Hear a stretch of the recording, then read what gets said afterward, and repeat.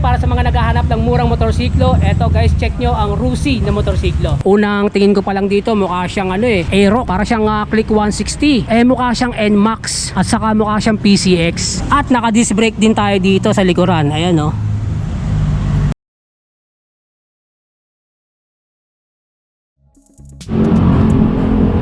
So yun nga mga ka-trooper, nandito nga tayo ngayon sa Rusi, Wawa, Taguig City. At may nakita ko ditong tatlong pangmalakasan na motorsiklo ng Rusi.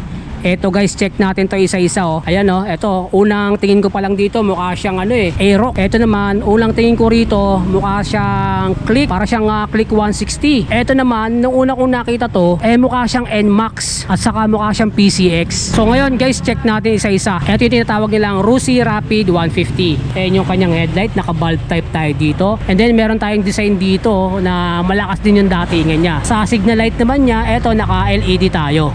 Magkabilaan yan. And then yung kanyang gulong, eto naka mags tayo dito, naka disc brake. Ang sukat ng gulong dito is 110/70/13. Ayan, naka dual piston yung kanyang caliper. Ito yung kanyang panel, naka analog tayo dito. Sa kanyang manibela, ayan, high beam, low beam, left and right signal. And then yung kanyang busina, on and off ng ilaw natin, then start button. Yung kanyang ignition, ayan oh. And then meron siyang USB port dito para sa ating charging, no. Dito naman wala siyang pocket, may lalagyan siya pero sobrang babaw lang. And then yung tapakan niya, ayan, medyo maluwag din. And then ito yung tapakan nyo. And then panggilid, naka pala to, air cool. And then tambuchi niya, may cover na plastic. Ang sukat ng gulong niya sa likod is 130/70/13. At hindi siya naka disc brake. Ito ay naka drum brake lang. Sa panggilid pala natin dito guys, meron siyang kickstart. So ito yung Rapid 150. And then check naman natin itong isa guys, itong color red. Napakaganda rin ang mukha nito. Mukha na siyang Android na robot. Ayan, naka LED yung ating ilaw sa harapan. And then signal light natin, ayan, LED din. Yung gulong natin dito, eto, naka disc brake tayo, naka caliper. Ang sukat ng gulong is 110/70/12. Medyo maliit yung gulong natin dito. And then yung design ng kanyang fairings, maangas din yung datingan, aggressive. Ito naman yung kanyang panel guys, naka digital tayo dito. Tapos may button tayo rito dalawa. Ayan, siguro select and set. Sa manibela, ayan, naka naked bar tayo. Ito sa left side, high beam, low beam. And then may passing light. Then brake, left and right signal, and then horn. Tapos meron pa tayong hazard. Ayos ah. So I think ito ay kill switch. And then yung sa ilaw natin, ayan, may on and off tayo ng mga ilaw. And then start button. Ayan, may logo ng Rusi. Sa kanyang ignition, ayan, traditional pa rin. Dito sa side na to, meron tayong pocket dito. And then meron siyang USB port sa loob. Ayan, di lang masyado makita, no. And then tapakan natin dito, medyo maluwag pa. Kasyang-kasya mga pinamili natin. Sa upuan, eto, rubberized siya, makapit din, okay din, medyo malapad din yung upuan niya. So ito nga yung Pulse 150 Fi. Ito yung tapakan ng angkasa natin, panggilid. Ayan, meron din tayong kickstart dito. Ayan, naka Euro 4 siya.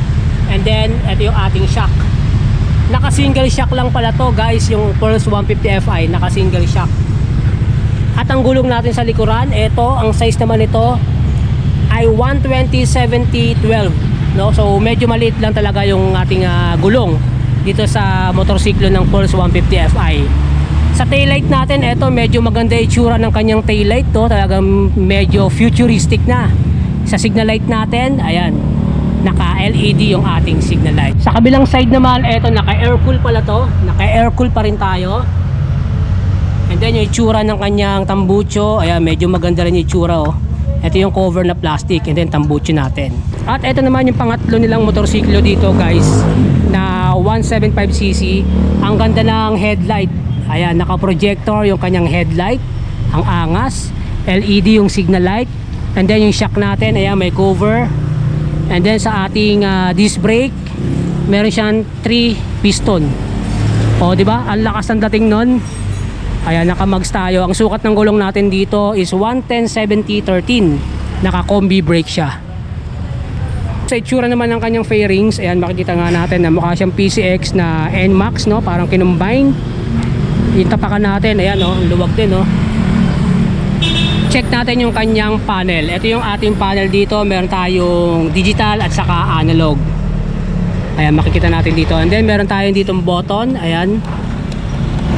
Sa hawakan naman niya, eto left side, high beam, low beam, passing light, left and right signal, and then busina. So ayan, meron tayong hazard, and then kill switch, and then start button. Ito pala yung susi niya, nakakilis na pala to. O, di ba? Ang lakas ng dating sa ignition. Ayan, medyo maganda na ignition nito. Meron tayong seat and fuel. Ayan o. Sa left side, meron tayong button dito. Ayan, USB port, and then may maliit na pocket dito. Check naman natin yung panggilid natin. Meron tayo ritong side stand, tapos center stand, at ayun, meron pa rin siyang kickstart. Siyempre, ito ay naka Euro 4 fuel injection yung ating panggilid. So ito nga yung RFI 175. Sa gulong natin sa likod, ito 130/70/13 ang sukat niya. And then naka dual shock tayo. Ayan o. Sa kabilang side, check natin. Taillight natin, ayan, LED yung ating taillight. At yung signal light natin nandito na rin. O, di ba? Wala nang nakalawit, nandito na sa loob. Sa panggilid natin, eto, naka air cool pa rin tayo sa panggilid. At naka disc brake din tayo dito sa likuran. Ayan o.